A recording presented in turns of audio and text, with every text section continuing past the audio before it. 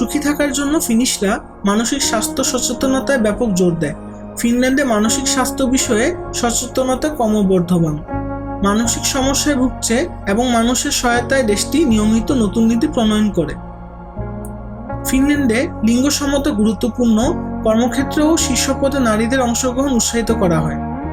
পাশাপাশি জনগণের সরকারের প্রতি অগাধ বিশ্বাস তাদের মানসিক স্থিতিশীলতা নিশ্চিত করে। ফিনল্যান্ডে সবচেয়ে শক্তিশালী দিক হল দুর্নীতির নিম্ন হার, কারণ ফিনল্যান্ড বিশ্বের অন্যতম সর্বনিম্ন দুর্নীতিগ্রস্ত দেশ। যেখানে দুর্নীতি কম, সেখানে নাগরিকদের সুখ ও শান্তি স্বাভাবিকভাবেই বৃদ্ধি পায়। এতক্ষণ আমরা ফিনিশদের সুখী থাকার রাষ্ট্রীয় দিকগুলো আলাপ করলাম, কিন্তু তাদের এই সুখী থাকার পেছনে রয়েছে কিছু গোপন রহস্য। আর সিএনবিসির সাক্ষাৎকারে এই মূলমন্ত্রগুলো ফাঁস করেছেন ফিনল্যান্ডের বিশিষ্ট মনোবিদ ফ্র্যাঙ্ক মার্টেলার। মার্টেলার মতে, যে দেশের মানুষ সুখ খুঁজতে মরিয়া, তাদের মধ্যেই সুখ সবচেয়ে কম। সুখ খোঁজায় খুব বেশি মনোযোগ না দিলেই বরং সুখ এসে ধরা দেয়। এটি মূলত ফিনিশদের সুখী হওয়ার মূলমন্ত্র। মানুষকে সুখী করার পেছনে রাষ্ট্রের ভূমিকা থাকে, এটা ঠিক, কিন্তু একটি জাতির নিজস্ব সংস্কৃতিতেও থাকতে পারে সুখী হওয়ার উপাদান।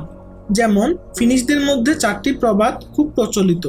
এই 4 প্রবাদ থেকেই ধারণা করা যায় কেন তারা সুখী। 1 নম্বর প্রবাদ, সুখ লুকিয়ে রাখো।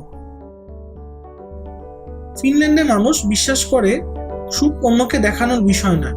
এই আহ্বান মূলত এসেছিল ফিনল্যান্ডের জাতীয় কবি ইনো লিনোর কাছ থেকে। এ কারণেই ফিনল্যান্ডের রাজধানী হেলসিঙ্কি রাস্তায় দামি গাড়ি খুব একটি দেখা যায় না। এমনকি বড় বড় প্রতিষ্ঠানের সিইওরাও সাদামাটা ভলভো বা ভক্সওয়াগন চালান। অন্যের সঙ্গে নিজের তুলনা করা মানুষের স্বাভাবিক প্রবৃত্তি।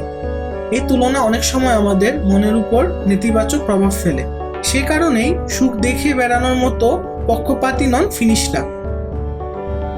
2 নম্বর প্রবাদ, হতাশাবাদীরা কখনো হতাশ হয় না।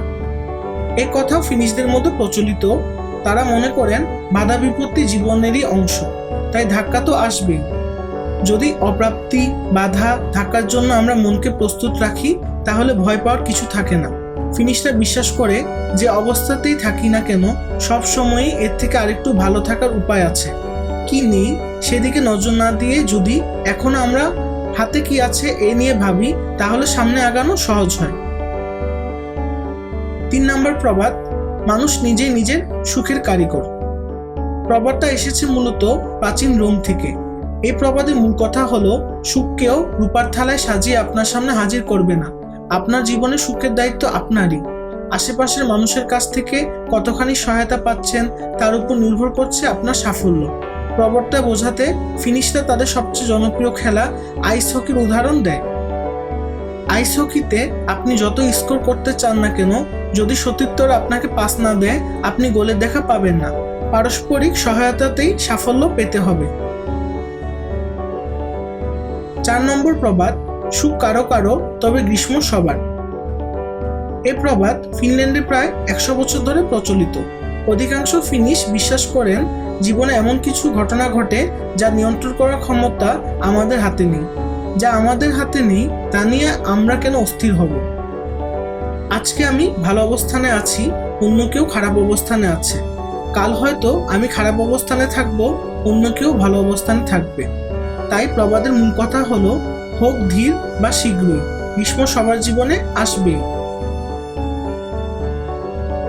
ফিনল্যান্ডের সুখ মূলত সামাজিক সমতা, নিরাপদ পরিবেশ, প্রকৃতির সঙ্গে সংযোগ, মানসিক স্বাস্থ্য সচেতনতা এবং সরকারের প্রতি আস্থা, এইসব উপাদানের সমন্বয় থেকে এসেছে।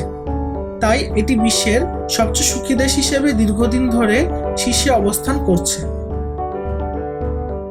কেমন লাগলো আজকের এই ভিডিওটি তা কমেন্ট করে জানান এবং লাইক ও সাবস্ক্রাইব করে আমাদের পাশেই থাকুন।